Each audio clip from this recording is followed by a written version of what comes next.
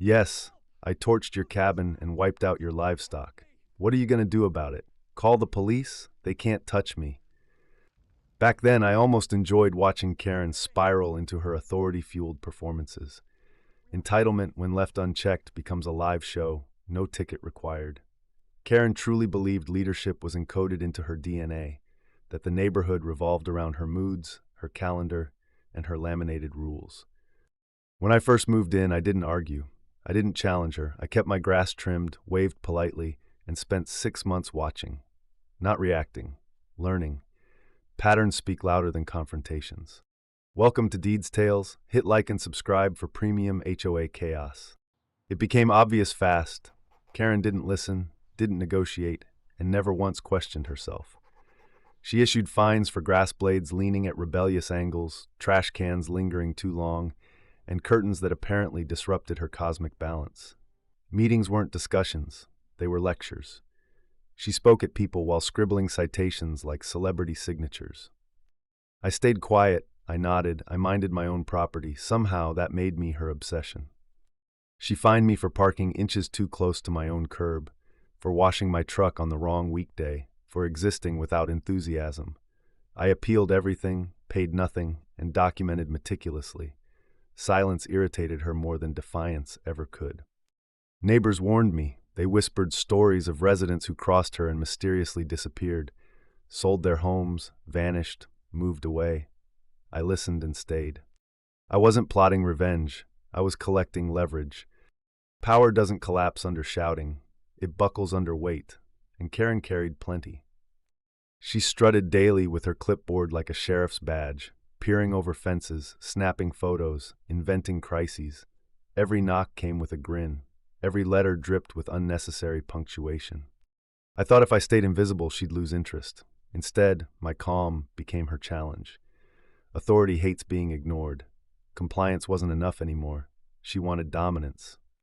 I sensed something building, silence thick with intention, patience, timing, and restraint, tools she mistook for weakness. Karen didn't handle her cat's death in any way that felt human to me.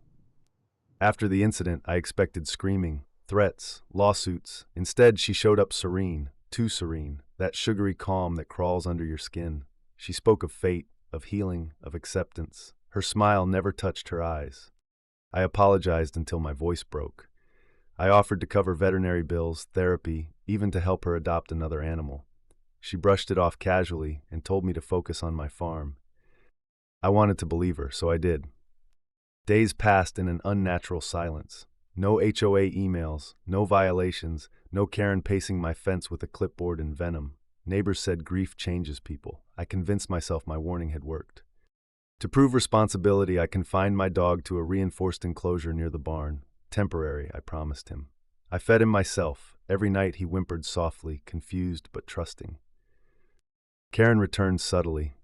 She dropped off cookies I never ate, complimented my fencing with unsettling enthusiasm, asked about my water reserves, backup generators, and fuel storage, all framed as friendly concern.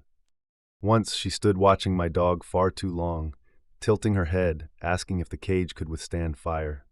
I laughed. I shouldn't have. Looking back, every sentence was a breadcrumb. Strange things followed. An HOA surveyor wandered onto my land uninvited. A latch on my fuel shed mysteriously loosened. I blamed coincidence, wind, bad luck. Karen waved from across the road, warmth perfected. Her calm became deafening. I doubled security, checked locks, called insurance, reviewed camera angles.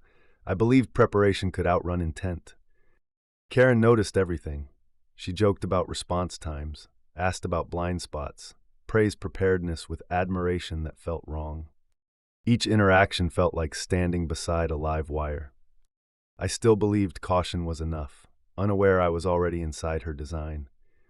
That morning I left early for supplies, trusting routine like armor. Halfway home I saw it, smoke clawing into the sky near my land. Thick, wrong. I floored it, calling the fire department while dread flooded my chest. Sirens followed, but fire never waits. When I reached the fence, chaos ruled. Livestock scattered, some aflame, others collapsing in terror. Heat punched my lungs. I ran through smoke, coughing, throwing dirt, water, anything. That's when I saw her. Karen stood near the fuel shed, holding a petrol container, smiling. Our eyes locked, she didn't flee. Fire roared. I lunged forward, but another sound shattered everything, my dog. His enclosure burned, flames wrapping the metal bars. I charged, hands blistering, vision choking. The lock glowed red. He cried once, then silence. Something inside me broke permanently. Firefighters arrived too late to save most of it. Hoses thundered, cameras blinked. My security system kept recording, quietly documenting Karen's movements, the gasoline, the ignition points. Flames couldn't erase what lenses remembered. Night fell, smoke lingered, officers asked questions. I answered hollowly. Karen disappeared. Neighbors gathered, whispering, filming. Insurance adjusters arrived, evidence bags stacked, timelines formed. Every odd question, every smile, every cookie aligned. Rage steadied my breath. I backed up footage, logged timestamps, listened to my heartbeat. Across the road, HOA lights glowed. This wasn't over. Consequences require patience, and patience is forged in ashes. I stood there, blackened, breathing, finished pretending. The plan forming wasn't loud. It was precise. Fire doesn't destroy evidence, it sharpens it. Investigators rebuilt the timeline minute by minute, merging my CCTV with traffic cameras, fuel receipts, and phone location data.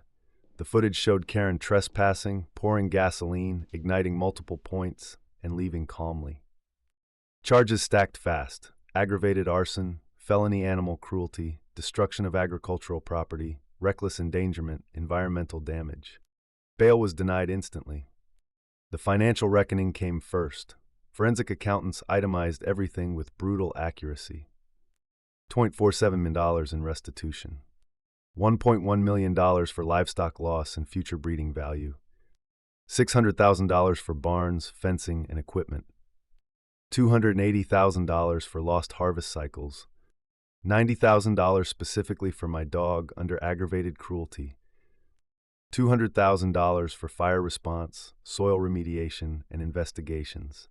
Her house was seized, retirement accounts liquidated, wages garnished indefinitely. Then sentencing.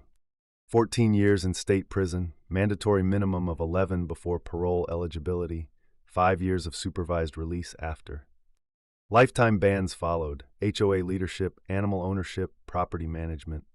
2,000 hours of community service upon release, restricted to agricultural fire prevention. Her name entered the state arson registry permanently. The HOA collapsed under subpoenas, insurance withdrew, residents sued, the board dissolved, elections were court-supervised. The woman who once ruled meetings now answered to guards and schedules. Rebuilding took time, help, patience. Justice didn't restore everything, but it closed the chapter with weight. Karen chose fire. The system answered with permanence. Like and subscribe for more HOA showdowns. Do you think she got what she deserved?